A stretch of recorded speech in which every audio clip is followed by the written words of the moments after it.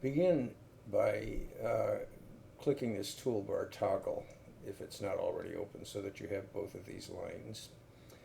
Then let's type a test sentence.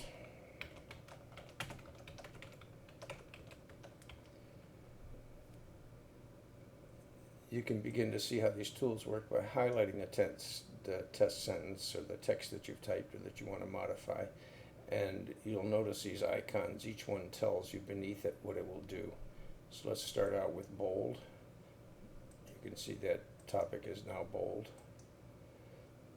And you can use multiple tools, so this can be bold and bold italic. There you see it. And it can be bold italic and strike through. Sorry, I clicked that. Okay. Strike through is useful if you want to modify something that you're working on with someone else and show them what you've taken out or no longer applies. One of the most useful tools you'll find is this one called undo, and next to it is redo. So if we hit undo, this is going to go back one step. It took out the strike through, and now it'll take out the italic.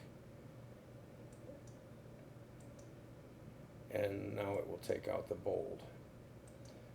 So by using that, you can go backwards without too much trouble, and you can redo, you can go forward.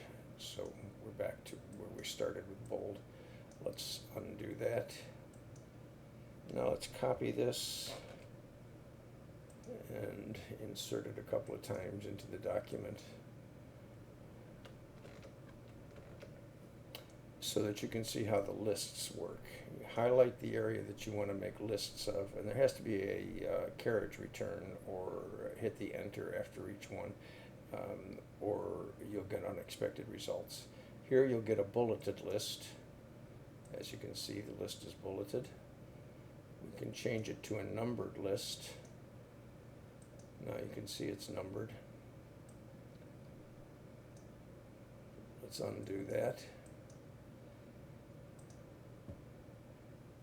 And let's change this to bold so I can demonstrate something for you. We'll change this to italics, and we'll change this to strike through.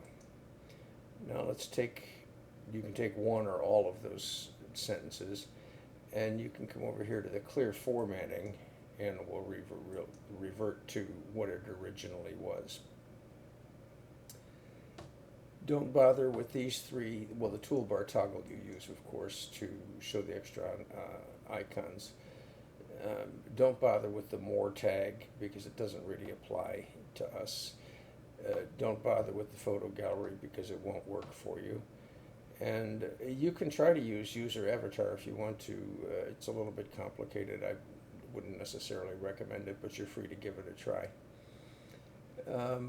These others you'll see, this is an important one. If you're pasting documents or pasting text in from, say, a Word document,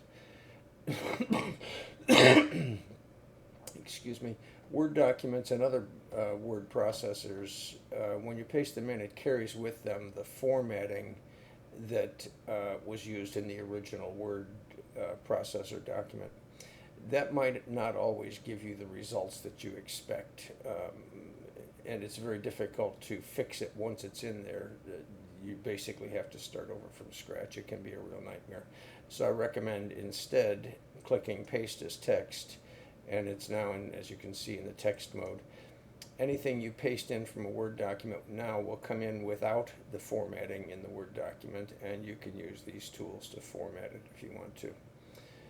If you want to do a URL or a link, highlight the text that you want to link, click this, insert the URL, http //www.townhomesofAddison. Sorry for my typing.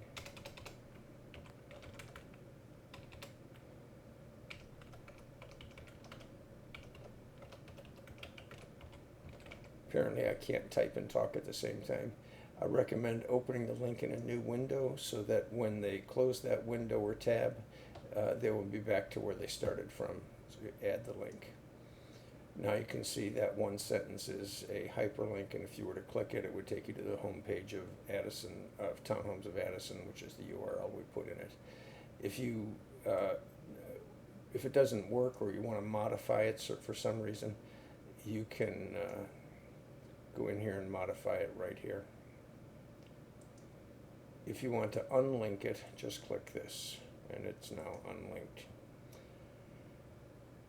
As always, try to remember to use topic tags. And I always recommend notifying yourself of follow-up replies. And that's the extent of this tutorial. It's pretty easy. I hope you enjoy.